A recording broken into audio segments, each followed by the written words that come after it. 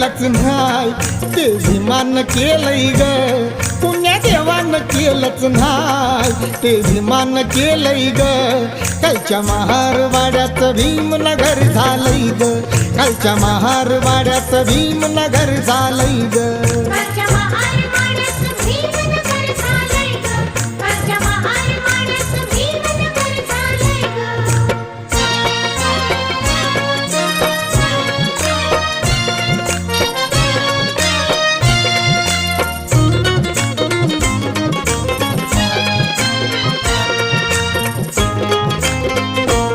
शिक्षणाच्या जोरावर